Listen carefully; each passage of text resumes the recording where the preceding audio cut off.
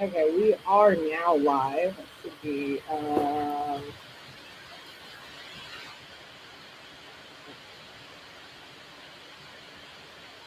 apologize. I have to text the Instacart person. So Yeah, it we still were live, says folks, no, the event will start but soon. I have to, On my phone, it says the but event I will do start have to soon. respond to this text. So yes, so Charlotte, I'm gonna just let you kick things off while I deal with the Instacart lady. So, um, and go ahead and introduce yourself, and we'll get Ken. Hopefully, Ken will be able to get a chance to join us, and we will get live in today's conversation.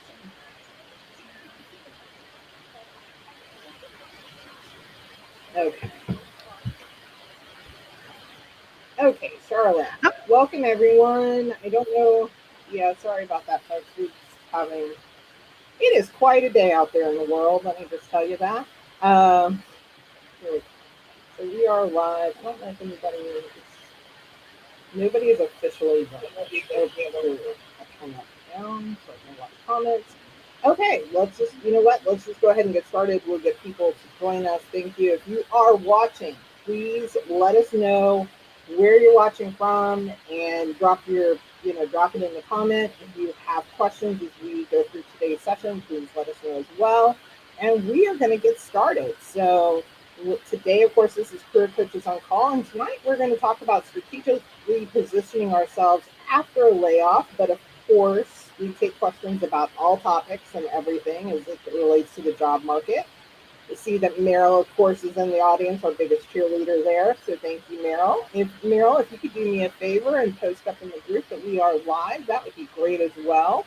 Because we'd love to have as many people join into the conversation as possible. So that all being said, Charlotte, I'm going to pass the mic over to you and have you introduce yourself, and we'll pass it then over to Alan, and then I'll go last. very good. I'm Charlotte Taylor, a career coach and resume writer based in Central Florida. And I just love helping people solve these kinds of challenges. I think first you have to kind of process the grief of an unexpected layoff. Um, that should be that first step. And then, to really stop and reflect about what your greatest strengths are and the value that you bring. I think sometimes we lose sight of our own value after, a layoff. And it's important before you launch your job search that you really take stock of what you have to offer. Um, the and that would be my first tip as to where to go, and allow yourself a good weekend to just process that anger and everything so that you're ready to start from a place that's positive. Never post angry posts on LinkedIn that say anything negative about your employer. So that's my first tip. Alan. Hi, everybody. I'm Alan Kirshner. I'm a career coach from New Jersey. I see at least a couple of New Jerseyites in the house, so welcome. I help people with job search strategies, interview prep, LinkedIn profile optimization, and salary negotiation. And one thing I would say too is it's a very traumatic thing when you get laid off, typically. So you go through a grieving process. So it's important to do that and understand that. But one thing really to keep in mind is that the fact that you are not working doesn't mean that you don't have the same skill set and you have value and things to offer to people. So just due to the fact that you're currently not working doesn't mean you've lost all that skill and ability and things that you do that make you special and help companies achieve their objectives. So just to keep that in mind. I'll turn it back to Melanie. Thank you. And so, yes, thank you, Charlie and Alan. And for those who don't know me, I'm Melanie Mitchell Wexler. I am a former recruiter turned career coach, as well as a LinkedIn strategist. And I help individuals. A lot of my clients go through a lot of pivots, whether it is by choice or because they have been laid off. And unfortunately, we know in today's market, there's a lot of changes that are happening. And sometimes it feels like we can't keep up with them. One thing that I'm going to give a tip on as we kind of kick things off here is I would really encourage people. I'm big on mindset. I think it's easy to get caught up in all the negative news and being able to get all caught up in that news and be able to not, it can make you feel discouraged, is really kind of what I'm trying to say. And so that's one of the things that I think is most important is not necessarily consuming all the news and the negativity that is out there because it is going to exist. I mean, there are, it's not sunshine and rainbows, of course, but there are good things that are happening. It is sometimes we sometimes curate our own news feed and based on what we consume. And so you want to make sure that you are looking for things that are not just the negative base of all the bad things that are happening in the job market, but there's also good things. And sometimes we have to seek them out. We do. And so, but it's also important to recognize other people's wins as well. So I think it's really, that's the other thing, that's one of the big things to really be able to focus on that. So I saw that. Yeah, I agree. Said I had a little bit of white noise. Hey, Melanie, did you see that Ken's in the audience, but he can't get on? Yeah, okay. We'll try to go in the back and get him in here, and I'll try to figure out what that noise is. I'm not 100% sure. So well, let's bear with me on that. Can I talk about like root cause analysis of what most people, the mistakes that most people make when they're, laid off and trying to, during their career transitions, whether they're laid off or not. And to me, three critical factors really contribute to an ineffective job search. One is market commoditization, meaning that you just sound like everybody else. If you're using AI to create your documents and you're using identical language and positioning and value propositions as your industry peers, you're going to blend in. You're not going to stand out. And the next, kind of mistake I see is taking a reactive approach, relying on application submissions rather than proactive relationship building. And many people are super resistant to networking. And, with the right strategy and the right pre-planning, even if you're introverted, networking can be your greatest tool to opening doors to opportunities that are not yet advertised. And then I think the third mistake that people make is failing to tailor their messages for specific opportunities and to specific people. They send the same generic communication. And while you can have, a little template with a, starting point, you should customize those outreach messages. And you'll get much better results when you do. But, when you're a commodity, you sound just like everybody else. You're taking a reactive approach and, hoping for the best, but hope isn't a strategy. And your communications kind of fall flat because you're sending the same message to everybody. I've even had a client who sent the same message to 4 or 5 different recruiters in the same office. And that does not work to your advantage. And these factors really kind of create a vicious cycle, I think, where even accomplished leaders become indistinguishable because they're, competing on compensation rather than demonstrating their unique strategic value. And that hurts them even in their compensation negotiations. So, yay, I see you got Ken on here.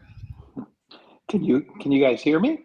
Yes, we can. We can hear you. I don't know how I ended up where I did, and I'm trying to get my picture on, but maybe we're all better off not seeing that. Well, you were somewhere in the ether there, but now you're back here. So we're always glad to see you here. Thanks, Alan. I didn't quite feel myself, so I'm glad I'm back. Nice to see everybody, and I heard your opening, so it sounds like we're already deep into it. And if I could just add before we continue the conversation that if anybody has a question or wants us to focus on anything that is of particular interest to them this evening, please share it with us. Otherwise, well, we certainly can find things to talk about, that's for sure. And in particular, I know we're talking about how to strategically position yourself. And I guess, there's different aspects of the job search. What do we mean when we say strategically position yourself? And maybe Alan, you want to start? What's your perspective on that? Yeah, I would say similar to what Charlotte was just talking about, you really have to differentiate yourself because it's important to show what kind of value that you add and why you're unique. So that's important when it comes to your resume. It's important, particularly when it comes to the interview process as well, too. It's really important to show what your value is, what your value added is, because companies are looking to hire people because they have pain points, they have issues. So you need to be somebody who's strategic, somebody who's there, who can help solve those situations because you've done it in the past. So I think it's important to show what your superpowers are, what you bring to the table, what makes you unique, and what differentiates you. Because it's really, why should I hire you? Is the question that the hiring manager is thinking. And so you need to come up with the rationale, the reasons, and what makes you unique and makes you the best candidate that's going to solve their issues and pain points. Great, thank you, Alan. And I think that's the key to find that differentiation point for you or points for you. And Melanie, today when you look at the job search, people have AI they can use, and they, everybody's telling their greatest story and positioning itself the best they can.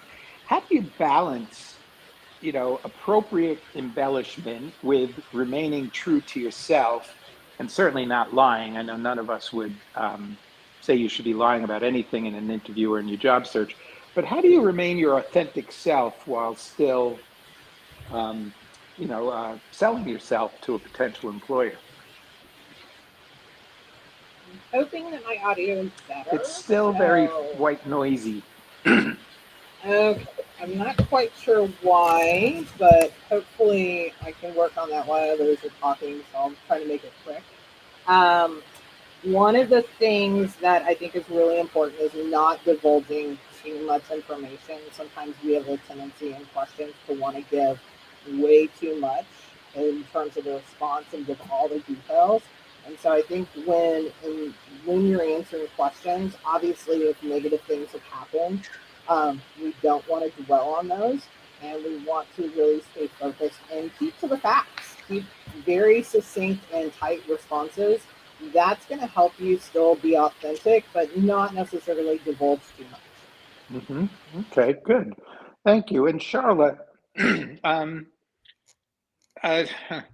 guess, I've spoken to a few people lately, and they're, I guess, concerned. They don't, they feel, I guess, maybe uncomfortable talking to the hiring manager or the recruiter in a way that the recruiter and hiring manager want to hear while remaining authentic to themselves. And I think Melanie just gave some good thoughts on that.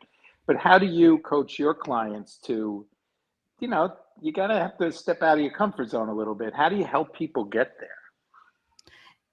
Yeah, I know a lot of people feel like networking is just icky, it's sleazy, and they don't want to do it. And I think the reason that there's such resistance is that A, they either don't know how to do it, or B, it scares them. We grew up, don't talk to strangers, and now we're telling you, go out and talk to strangers, and I think it's, kind of in the back of your mind causes some uncertainty. So I tell them, I actually have sessions with my clients where we script out some talking points for different networking scenarios. So they have at least a starting point, and we do it in Word, and then we copy that into a program called Text Blaze, Blaze. And within a couple of keystrokes, you could have a /RM, and that would be a recruiter message. And you could, type that. It saves you from having to type it. So you automatically know it's spell checked. You automatically know that it's a good message, and then customize the beginning and the end of it. That has, helped the pushback that I get from my clients. The other thing is just reframe your past successes as predictive indicators of your future performance. You've got to connect your value with the employer's needs. That connection is the most important. And so, when you craft those messages, keep that in mind. No, I think that's great, because and what you're kind of saying, Charlotte, is you have to meet the needs of the hiring manager or the recruiter, and you need to present yourself in a way that does that. You can't hope they see it or figure it out on their own. You need to be pretty direct, I guess, in how you answer and be comfortable, whether it's Yeah, networking can or I add interviewing. one more thing? Sure. When you can align your personal strengths with the current market demands and that company's particular pain points, then you've struck on a messaging strategy that's going to resonate with your audience. So it's really not about you, it's about how you can help them. Yeah, that's great. I love that thought process. It's almost paradoxical though, right? Wait, I'm looking for a job. What do you mean it's not about me? Well, it's to your point, Charlotte, it's not. It's about how you can meet their needs. Hiring managers thinking that. What can you do for me? So great point, Charlotte. Melanie, let me circle back around to you. In terms of, again, strategically position yourself, how do you find out? How do you uncover those needs? If you're applying online and you're lucky enough to get an interview, or maybe you get a networking introduction, how do you find out how your strengths align with the needs of the company? Well, first off, does this sound better? Nope. No, you still sound like white noise. Oh my goodness. I don't know what's okay, well, we'll just have to kind of go with it. Sorry, guys. I'm not sure what is competing, to be very honest with you. I shouldn't be having an issue. But yes, so one of the key things I'm going to tell you to do is go check out their company pages on LinkedIn. You could actually even go further, Google them, and find out what's happening in the news, what's happening in the industry, what are some things that are impacting the company. Obviously, in the U.S., we're faced with all the topics of tariffs, and there's direct impact on what is happening in that situation. So you want to definitely be informed, and that's first and foremost. But think about how you can actually strategically identify issues or potential problems. That's another thing. I have a client that has interviewed with a very well-known organization. She's in cybersecurity and safety and risk management, and one of the things that she brought up and asked in an interview was recognizing that they have a gap in some of their security policies, which could directly have massive. Like if something bad happened, it could shut that organization down.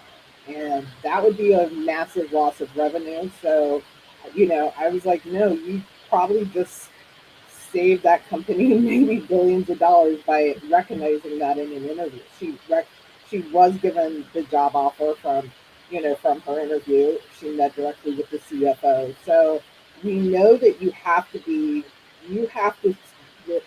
showcase yourself as being ahead of the curve in what's happening. So you do need to be informed, and you do need to be able to, show through that in that research. So it's not enough just to check out their website and kind of pick out, think random facts and figures. You want to know how their industry is performing right now in today's market. So that is a huge factor. And I think that's also how you also distinguish yourself from somebody else, because if you show up with that kind of information, and even if it's something low level, like if you're, customer service, how have you helped, how do you manage those irate customers? maybe you've done something different that not and the next person has. So I think it's just really important for you to showcase yourself in different ways. So, and Charlotte, Bruce had a question about what is TextBlaze and is that available and is it costly? Yeah, no, textblaze.com is absolutely free.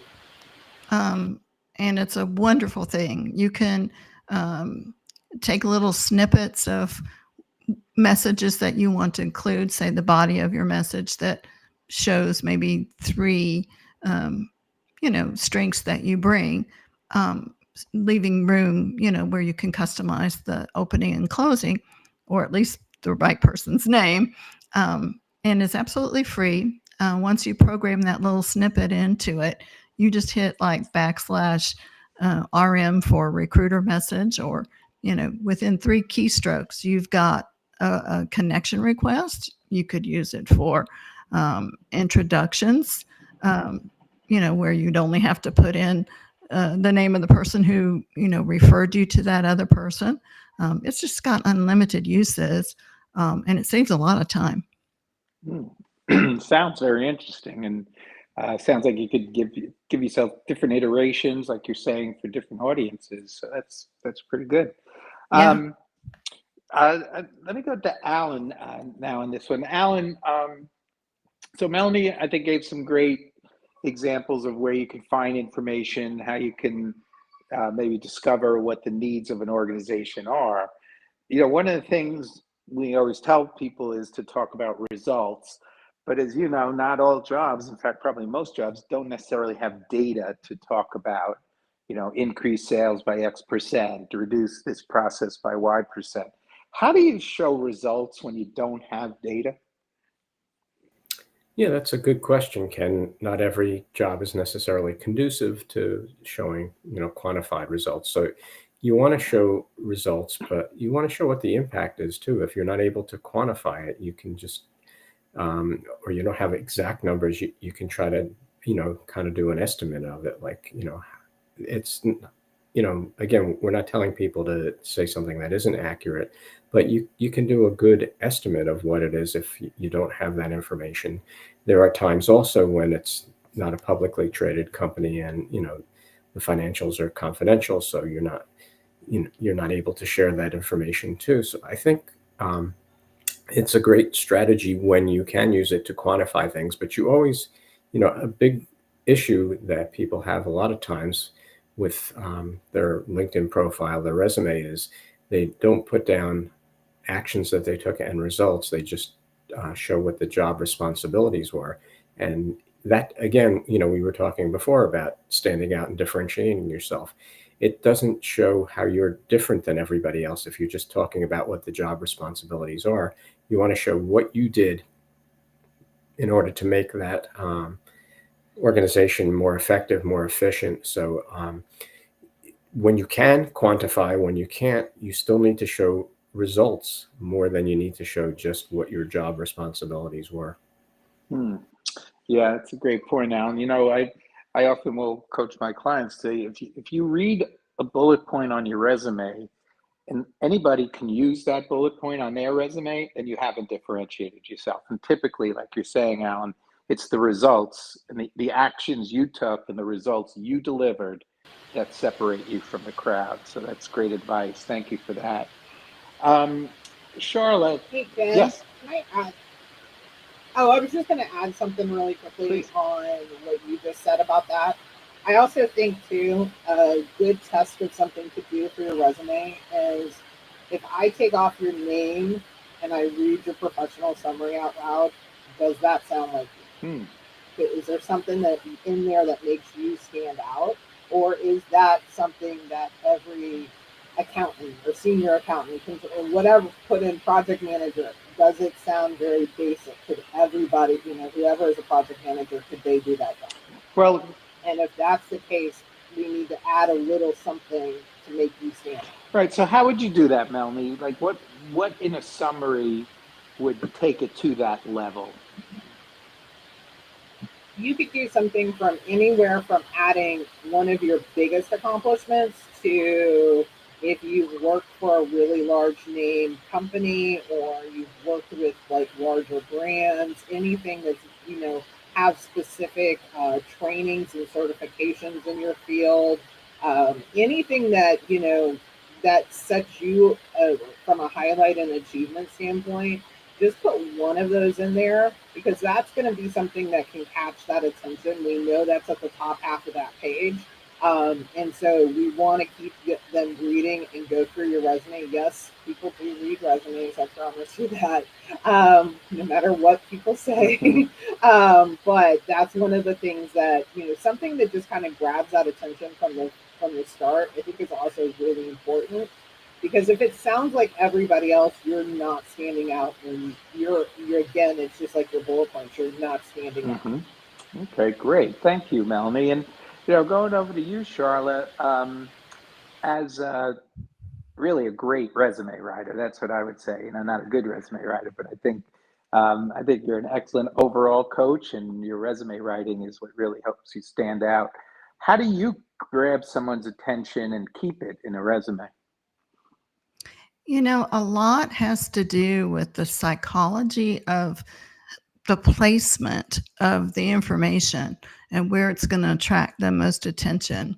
And for executives that are competing in a saturated market, technical competence and leadership experience are table stakes, right? Everybody has them. But your strategic differentiation transforms, accomplished executives from being that commoditized candidate into a distinctive high value prospect. So you really have to get somebody else to help you really feel, and walk through what are those high value aspects of your leadership. What do you do that no one else can do quite like you? And this takes some reflection and some guided questioning, I think, to pull that information out. I find that people can tell me what they do better than they could fill out a questionnaire. I mean, if they can fill out a questionnaire, they could write their own resume. They come to me because writing is not their strong suit, right? So I think you got to think about those things. What is it that you did before you got your last raise or your last promotion?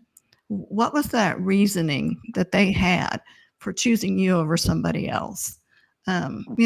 Provide that clear rationale for you to be the candidate that, they want to hire. There might be other qualified competitors, but what is it that makes you stand out? And, the placement of that information on the page and, that light touch of color, nothing over the top, no heavy designs, really does help the visual appeal and that connection.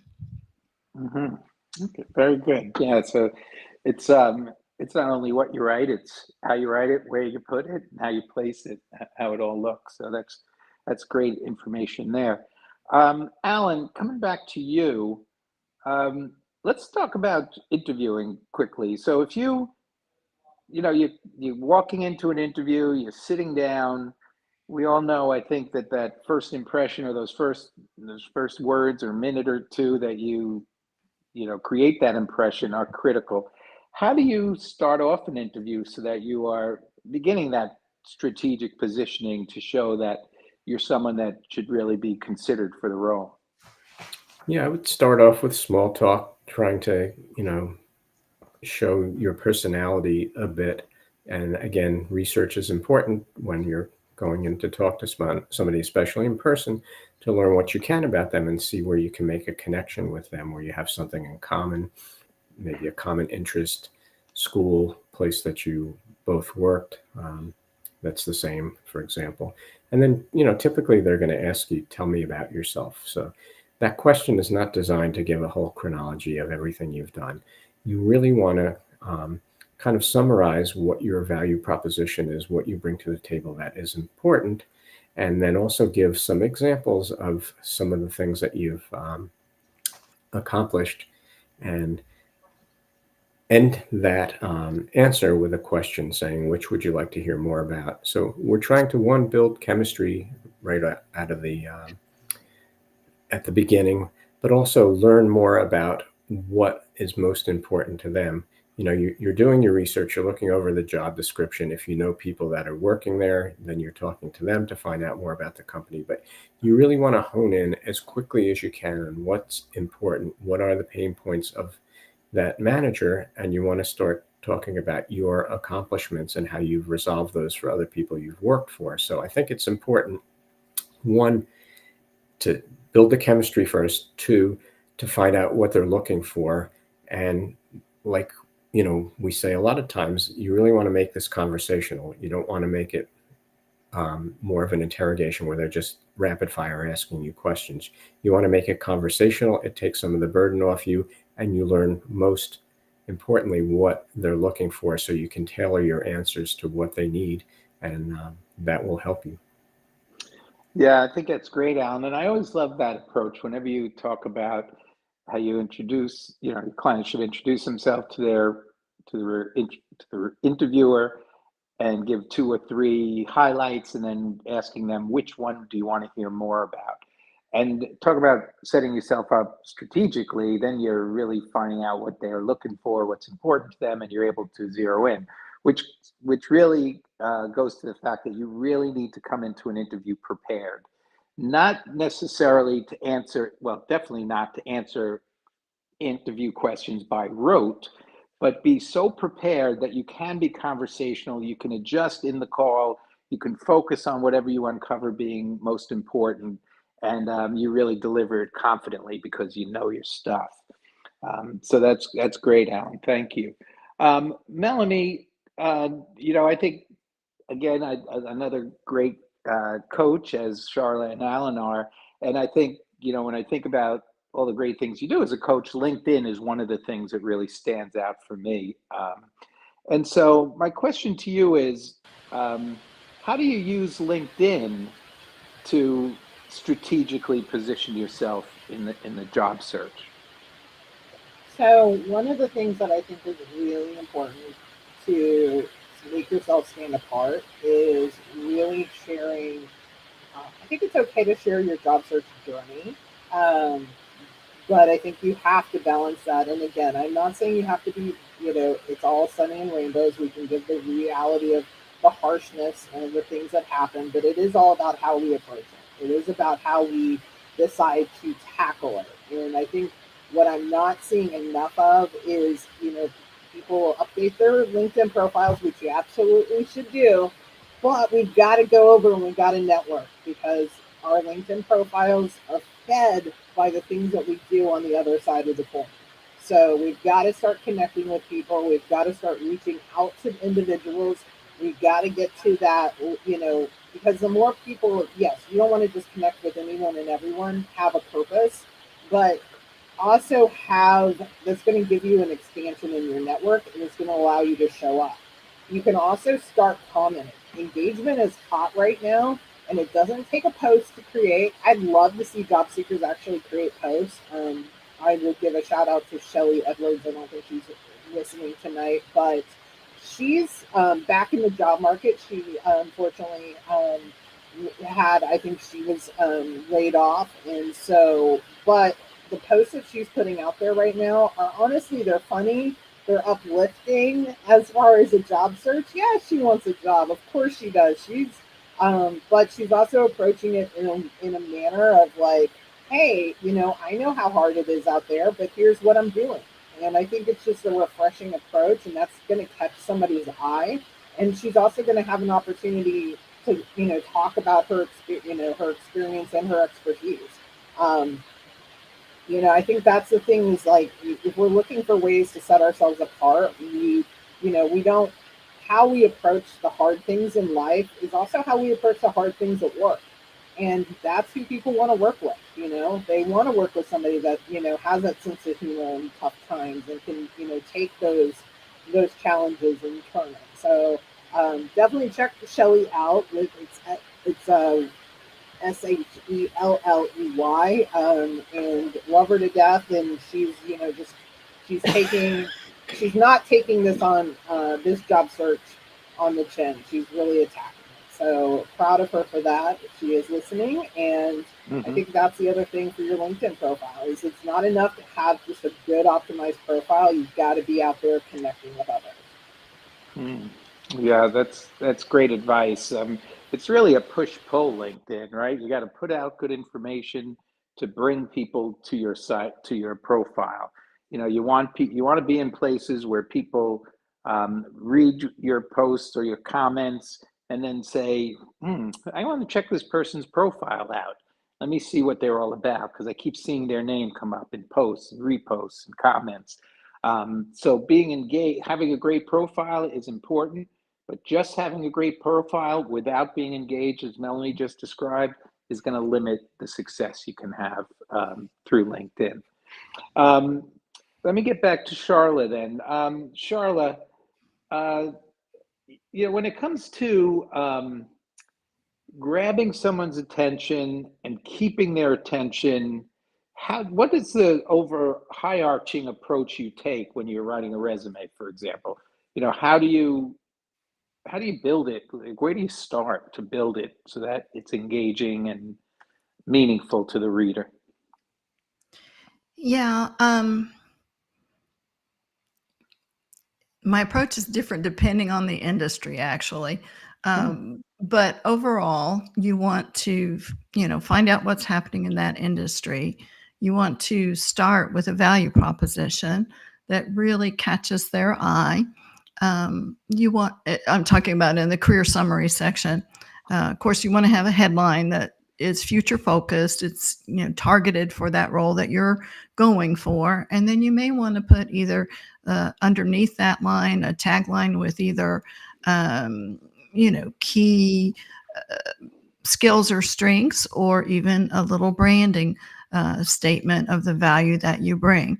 And then in the career summary, you want to catch their attention right away. Focus on the value that you bring. And then I'm not a big fan of putting years of experience in a resume, especially if it's, that person is 45 years or older. I'd much rather lead with the actual value that they bring. Maybe a big range of managed projects from 2 million to 75 million, or give like a broad overview of kind of enticing the reader to want to read more. And then in that experience section, you could talk about the projects you led, and what the value of those projects was, and what your contribution to that project is. So you're really kind of writing from a journalistic point of view, the who, what, when, where, why, but you don't always give the how. And so the top part, you make your claims. That's your assertions of this is the value I bring. And then the experience section really does support and verify and document. Yep, I've been there. I've done that. And so that it builds credibility as you move down your resume. Does that make sense? It does. Wondering if you could give an example of like two different approaches. You say you do it, it depends on the industry. Yeah, if it's a you have to think about what is valuable as a finance executive versus what's valuable as a IT project manager that works in AI or something. And so you want to demonstrate right away that you understand that industry and you know what it takes to succeed.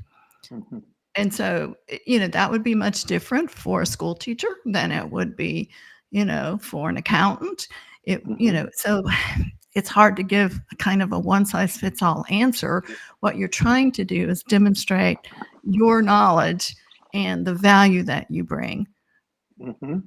Yeah, no, I think actually you gave a great couple of examples, Charlotte, that you really have to know your business or your area, and you need to focus on that and the strengths that you bring from that perspective. So I think that's very, very helpful. Alan, coming back around to you then.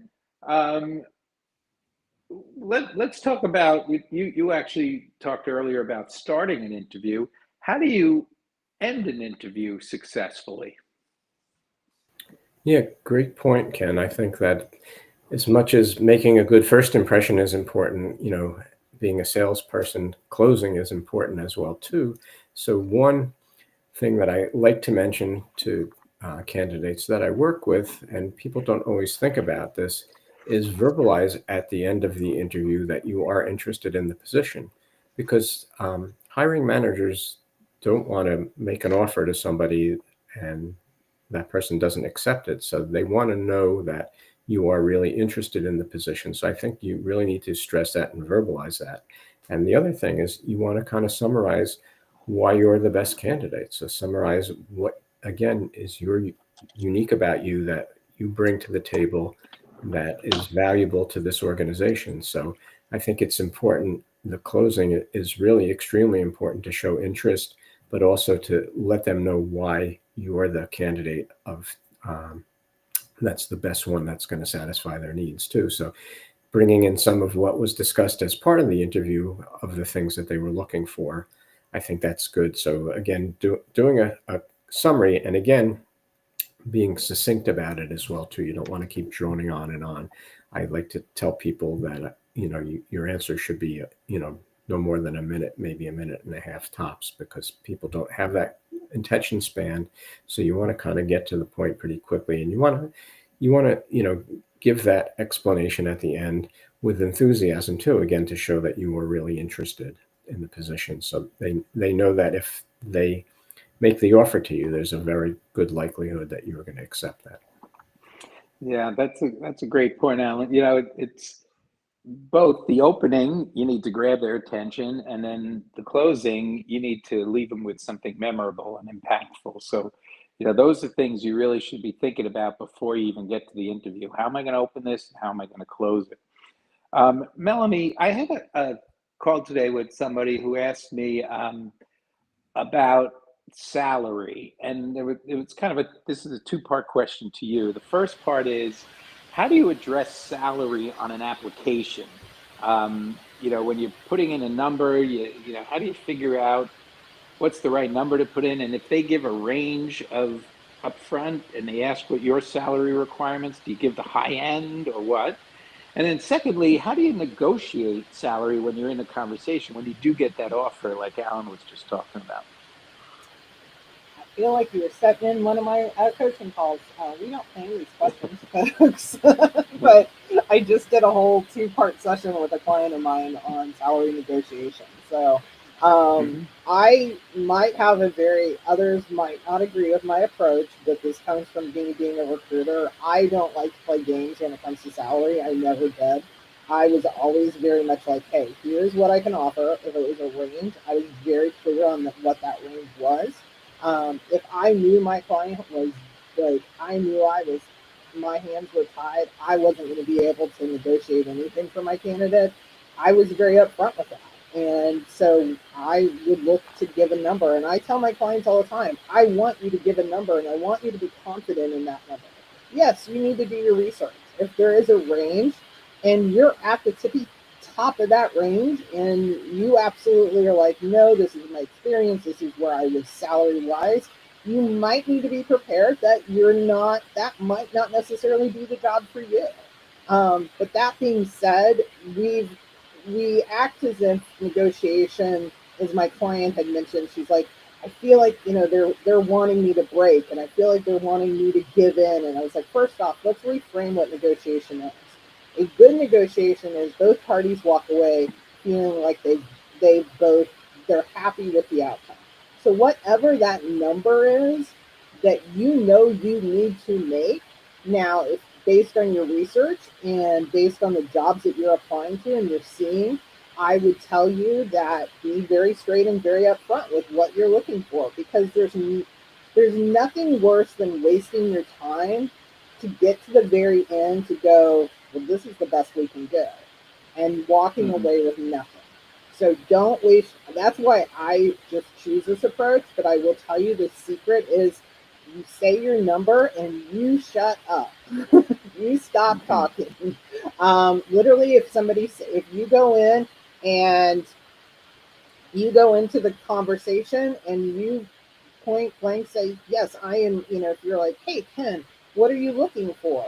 In terms of salary, we don't have to treat this like a back and forth game of like, oh, well, what is your rate? What is your range? What are you looking to pay? You can simply say this. I'm looking to make $125,000. Now, I will be flexible based on the job do I'm looking to make $125,000 based on the job duties as I'm reading them right now. And also, I will take into account full benefits and bonuses that may apply. Stop talking.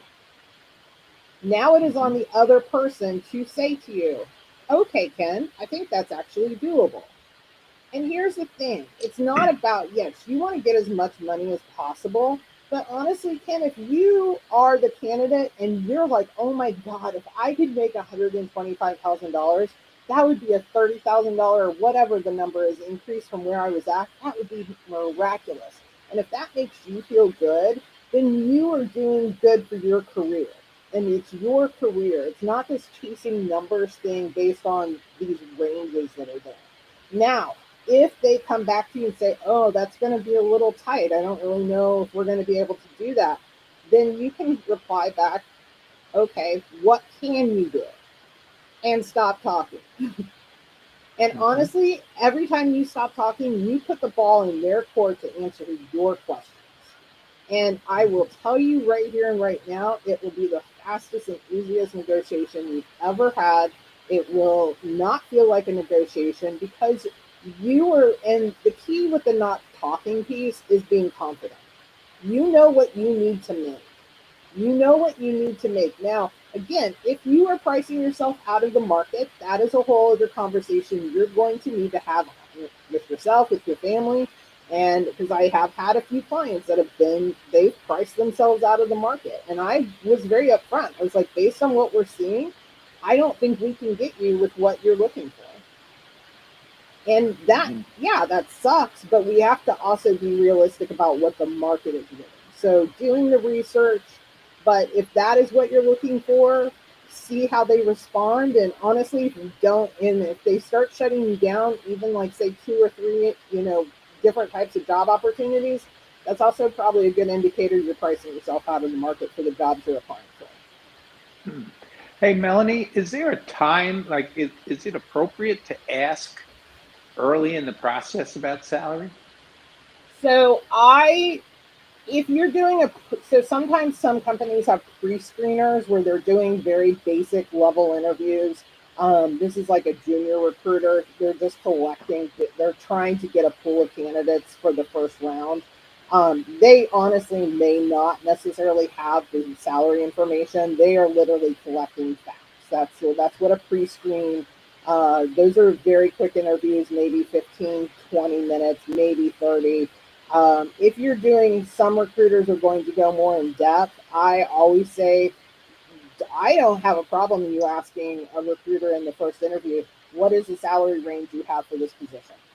And honestly, you can phrase it in a way that, hey, I don't want to waste anybody's time. I want to make sure we're both, I always use ballparks as sports analogies, but I want to make sure that we're in the same ballpark.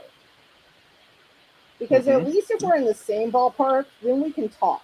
If you're on the East Coast and I'm on the West Coast, we're probably not going to come together, to be very honest with you. The odds are not in our favor on that. It's like playing Yeah. American versus, American League versus National League. It only happens once a well, now it happens more, but technically it used to only happen once a Okay. year. So Yeah. technically it Well, happens more, but mm. Yeah, and I think, Phil, Melanie, I think you're right. It's how you position it. Because I think, I remember when I was first interviewing, it's like, well, don't ask for the salary too soon because then they'll think you're only about the money.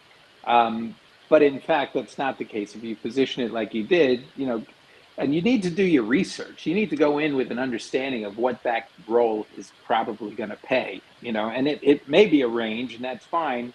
You could either go in with a range or, as Melanie suggests, go in with a number, but you need to have an idea. And again, I agree with you. If you position it as, Look, I'm excited about this opportunity. I'd love to keep talking to you, but I want to make sure we're not going to waste each other's time. Can you give me an idea of what the salary might be? And then you can go from there. So, Melanie, I think that's great advice. Charlotte, Melanie mentioned that pre-screening interview, that short, maybe 15-minute, 20, 30-minute top interview with a maybe an entry-level type HR person. How can you be successful in those kind of interviews? Yeah, I think on those kind of interviews, you really have to just be very interested and energetic. And you want to make that connection between your background and experience and their specific goals. So, you can say something like, I'm excited about this role because your company is at a fascinating inflection point. You're not just doing this, but you're really changing the way, uh, paving the way for the path forward in this industry. And then you could say, um, you know, I believe that my experience in this, and this perfectly aligns, with your company's needs. Um, because you've been there and done that, you explain maybe one little um, point, of, a little career win that demonstrates that you understand their need and, that you are, reiterate your interest. Um, Most people just wait to be asked something and they answer very logically, but you've got to make that connection between the employer's needs and what you bring to the table, and that alone will differentiate you. Great. Yep. I think that's definitely true.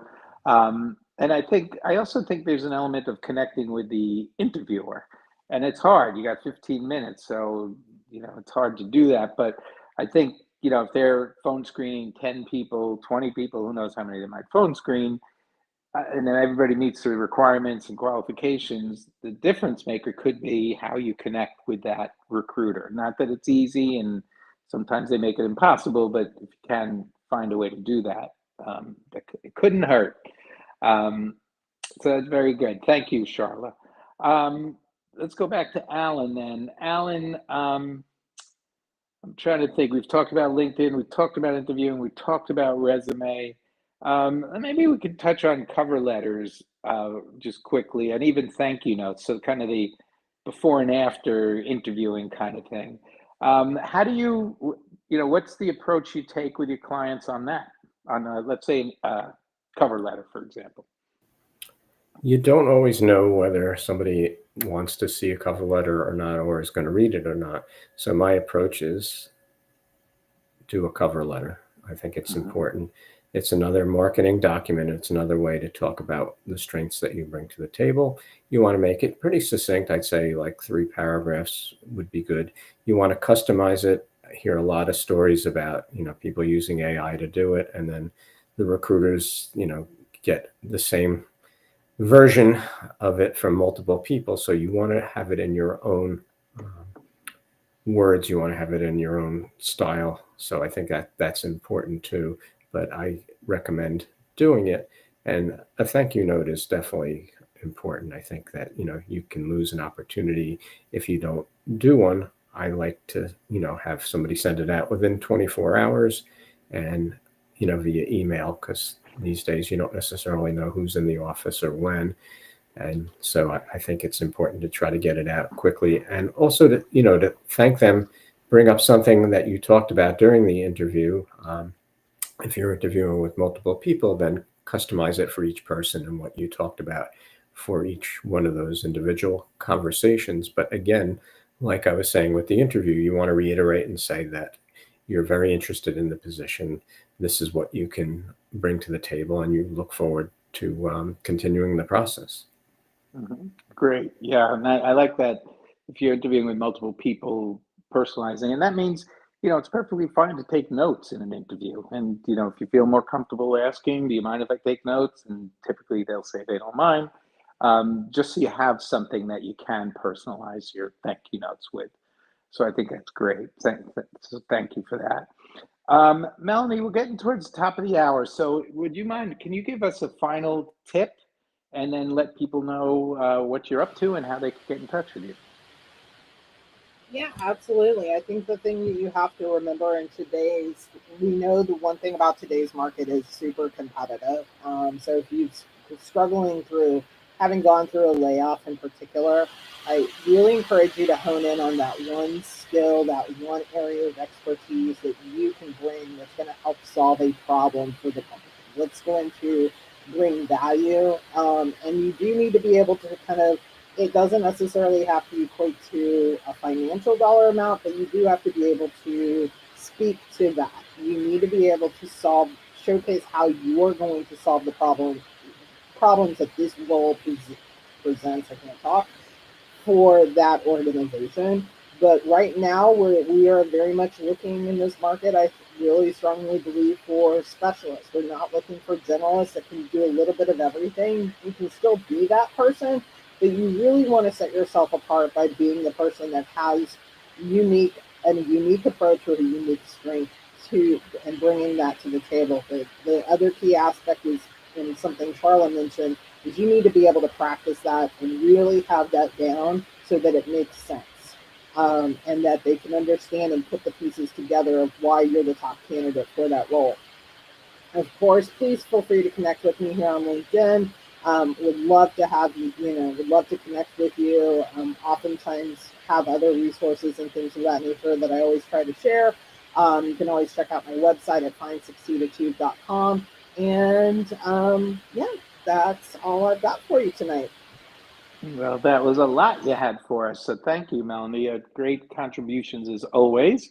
And Charla, how about you? Final tip and how can people, and what you're up to and how people can get in touch with you. Thank you, Ken. I'd like to give a tip on how to structure that last, closing thing that you say before you leave that interview. And here's the structure. Looking ahead, I see 3 immediate opportunities where my experience directly relates to your need for whatever it is. First, then you address that concern.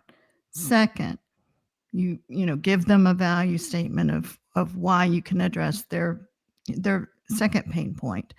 And third, you want to make it about your communication skills, especially if you're in a technology field or in an accounting role, a role that typically doesn't require a lot of communication.